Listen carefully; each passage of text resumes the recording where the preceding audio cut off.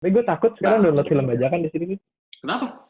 Soalnya ada hukum nggak boleh TV baca, nggak boleh ini download film bajakan kan? Tapi buka boleh. Oh, gue nggak tahu dong.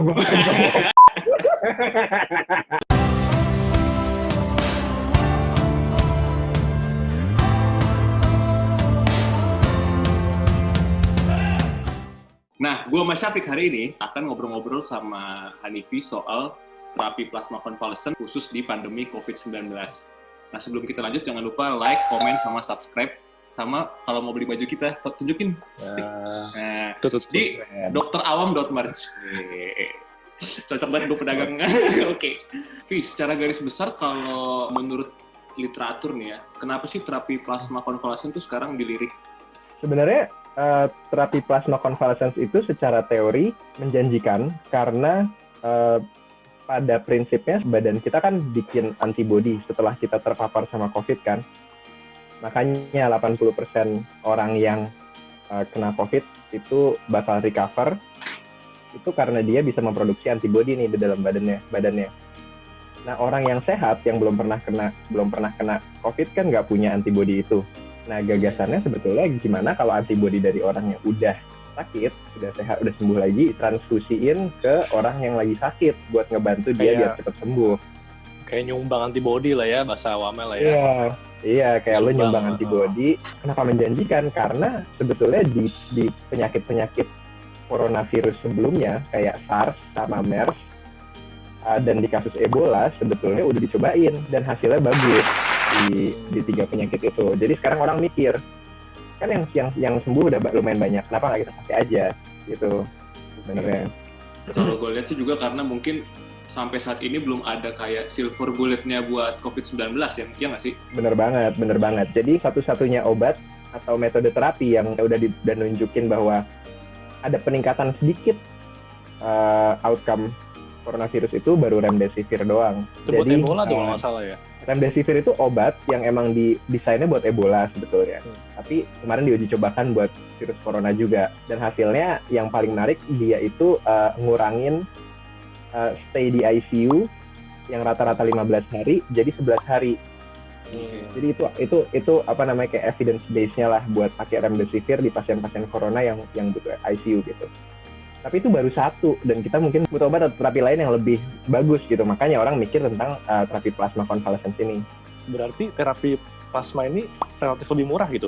Sebenarnya kalau misal karena dia diambil dari transfusi darah pasien lain ya, mungkin lo bisa mikir kayak bisa aja sih lebih murah dibanding bikin obat. Tapi sebenarnya malah kita perlu mempertimbangkan juga kalau lo mau upscale, misalnya nih terapi plasma konvalesen mau lo kasih buat 100.000 orang.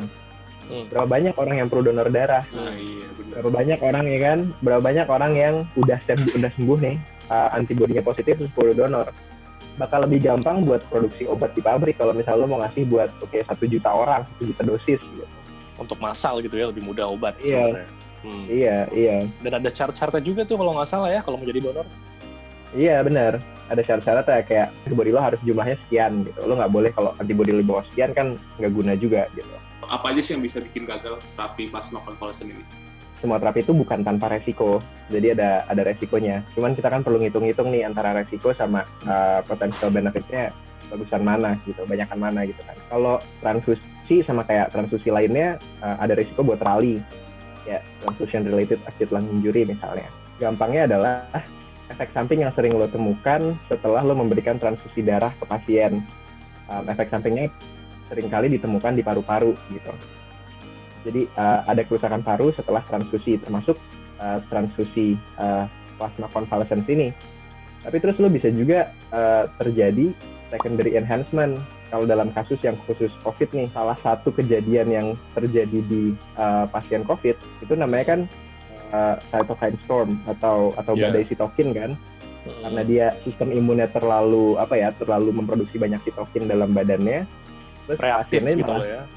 Iya, sistem imunnya terlalu reaktif, benar. Malah itu yang ngebikin badannya pasien jadi sakit gitu. Nah, antibodi ini kan bagian dari sistem imun, ya kan? Maka ada resiko ketika lo masukin antibodi orang lain, sistem imun lo yang udah aktif ini malah dipicu makin aktif lagi. karena ada iya, antibody gitu. Kayak pedang bermata dua dong kan kalau misalkan resikonya itu muncul. Nah, bener banget. Maka itu kita perlu uji klinis nih untuk tahu kira-kira yang disebut secondary enhancement ini bakal kejadian apa enggak gitu. Karena secara teori mungkin. Yang Hanifi bilang tuh berarti tadi masih seputar teori-teorinya, kemungkinannya gitu kemungkinan ya. masih Apabila diterapkan. Bener banget. Kita masih harus uji lagi, dan memang di Indonesia lagi diuji sih. Jadi kan kalau dengan prinsip terapi plasma konvalesen, kita pakai antibody dari pihak lain yang dimana ini donor dimasukkan ke resipien kan, orang yang sedang menderita COVID. Syaratnya harus COVID yang berat nih. Nah, gimana caranya kita bisa memastikan kalau antibodinya itu kerjanya spesifik? Karena kan mutasinya itu kalau menurut kita tuh cepat banget tuh dinding virusnya itu. Menurut lu masih relevan nggak kita pakai prinsip ini? Kalau mutasinya emang terlalu cepat. Kita bisa belajar dari virus-virus sebelumnya nih. Sebenarnya virus corona ini mutasinya memang relatif cepat, tapi sebenarnya dia laju mutasinya masih setengah kalinya laju mutasi virus influenza. Kita dapat vaksin influenza setahun sekali kan? Iya. Enggak, itu kejadian karena virusnya mutasi cepat banget, setiap tahun kita perlu vaksin baru gitu. Jadi apakah masih relevan pakai plasma konvalesen? Ini nggak bisa dibilang, gue nggak bisa bilang secara umum, karena terapi plasma konvalesennya tergantung dapat dari pasien yang dapat dari satu strain, atau bisa jadi kan pasien itu dapat virus dari 2 strain. Jadi virus yang sirkulasi di badannya dia tuh 2 strain gitu. Antibody dia juga bisa jadi ngelawan yang antibody yang bisa ngelawan 2 strain itu. Jadi pas lo transfer ke orang lain, dia punya proteksi terhadap 2 strain yang ada. Mungkin bagi ada teman-teman juga nanti pas nonton bingung, maksudnya tadi Hanifi mungkin ada strain, ada segala mutasi sudah bilang. Jadi misalkan sejauh ini sih katanya si corona ini dia bisa berubah-berubah dalam arti kata bentuknya. Misalkan dari yang A dia bisa jadi corona yang B. Itu jadi kita bilang mutasi. Nah, yang Hanifi bilang strain tuh jenis-jenisnya, tadi ada jenis A, jenis B, kayak gitu. Nah, buat yang masih belum ngerti tadi ya. Oke. Benar. Nah, antibody itu fungsinya adalah ngedetek virus-virus tadi untuk mengundang tentaranya. Dia kayak antibody itu buat penanda lah, itu kayak bentuknya kayak huruf Y gitu. Dia akan mark virusnya, kayak misalnya dia nempel betul di virusnya gitu.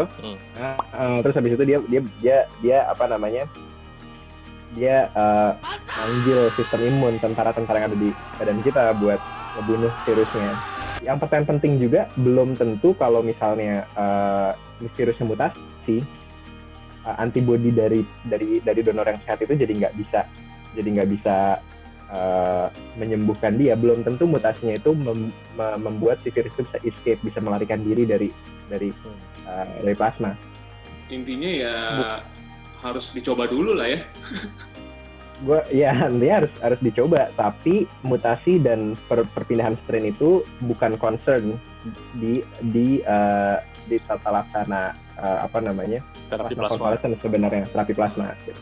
Apakah dengan pemberian antibodi tadi dari luar tubuh yang kita bahasa kedokterannya bilang imunoglobulin itu secara molekuler benar akan langsung mengundang sistem imun tubuh, atau butuh waktu nih, karena kan ini punya orang lain nih, Vi, atau butuh waktu nih buat orang yang menerima plasma konvalesen itu untuk mengaktifkan imunnya?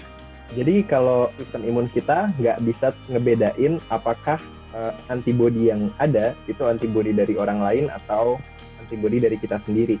Gitu. Jadi respon pasien setelah dikasih plasma konvalesen biasanya ada dalam hitungan jam atau dalam hitungan hari gitu. Jadi nggak akan butuh waktu lama banget lah untuk terapi plasma konvalesen itu mulai bekerja di pasien. Nah, itu timing pemberian plasma konvalesennya pengaruh nggak? Apa harus di fase awal? Apa harus di fase bener banget. Udah lanjut? Bener banget. Ini pertanyaan penting banget nih. Secara teori, plasma itu paling bagus dikasih waktu fase-fase awal mencegah pasiennya perburukan. Karena logikanya kan virus itu bereplikasi kan di badan kita, kayak membelah diri gitu kan, memperbanyak diri gitu. Kalau pas fase awal, masuk gejala-gejala awal, virusnya tuh masih jumlahnya belum terlalu banyak. Kalau udah fase akhir, virusnya kan makin banyak tuh. Antibody makin susah kan buat ya menyembuhkan lah gitu. Nah, tapi Masalahnya tuh sekarang belum ada evidence nih kalau misalnya terapi plasma ini aman dan efektif buat stage awal penyakit sebelum dia masuk ICU. Akhirnya yang kejadian di seluruh dunia, termasuk di Indonesia juga, terapi plasma ini cuma dipakai dalam konteks emergency buat pasien-pasien yang klinisnya buruk banget. Intinya harus di fase-fase awal sebelum viral load atau jumlah virusnya itu di luar kontrol lah ya. Ya, teorinya gitu. Dan kita perlu coba dulu yang udah dilakuin. Uji klinis tuh udah ada nih sekarang. Yang gue tahu di Amerika sama di UK itu uji klinis dicobain untuk beberapa tipe pasien yang beda. Satu pasien yang berat banget, ICU, satu pasien yang gejala sedang, sampai pasien yang gejala ringan. Sampai terapi plasma ini diujiin juga yang paling keren nih menurut gue, profilaksis atau pencegahan. Artinya kayak keluarga tenaga medis, terus orang yang terpapar dicobain nih di Amerika buat dikasih terapi plasma untuk mencegah biar mereka nggak kena COVID. Itu yang keren banget menurut gue. Ya kita masih nunggu hasil baik lah ya dari terapi trial ini.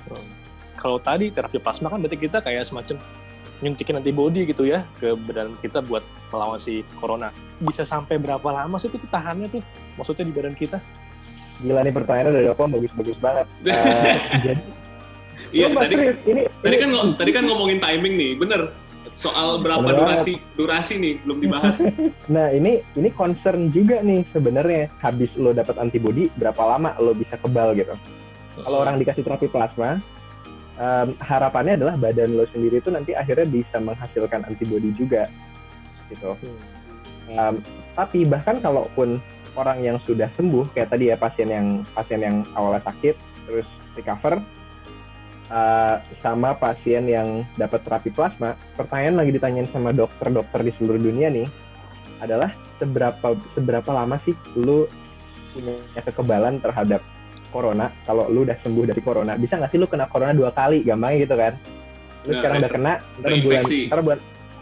reinfeksi, ntar bulan Agustus kena lagi, artinya lo nggak punya kekebalan terlalu lama dong. Kita bisa ngelihat dari infeksi-infeksi sebelumnya, kayak dari SARS dan dari MERS, kita bisa dapat kekebalan sekitar 1-2 tahun konteksnya dalam MERS. Tapi ada juga nih virus-virus yang kita dapat kekebalannya kayak sebentar banget, kayak virus flu gitu. Virus flu kan lo mesti dapat reinjeksi lagi setiap tahun, gitu kan. Iya, selain karena mutasi, juga karena kekebalan lo nggak banyak-banyak banget. Atau ada juga vaksin-vaksin yang perlu booster misalnya kan, karena kekebalan lo nggak selamanya ada, maka dikasih booster lagi nih. Nah booster itu mungkin bagi yang belum tahu itu kayak 1 dosis injeksi vaksin lagi yang ditambah setelah sebelumnya lo pernah vaksin gitu ya. Lo sebelumnya udah pernah vaksin, sistem imun lo perlu diingetin sedikit lagi nih, gue kasih booster nih biar lo inget sama penyakit ini gitu. Benar. Apalagi ini virus corona yang baru, kita belum tahu lo punya kekebalan berapa lama. Bisa jadi sebulan, 2 bulan, bisa jadi berapa tahun. Karena pasien pertama yang kena corona juga baru kena bulan Februari atau Januari. Nah, jadi kita liatin aja nih yang sembuh kayak bulan Januari ini, yang sembuh bulan Januari Februari ini kebal berapa lama gitu. Kita lihat aja. Gitu. Ya nggak?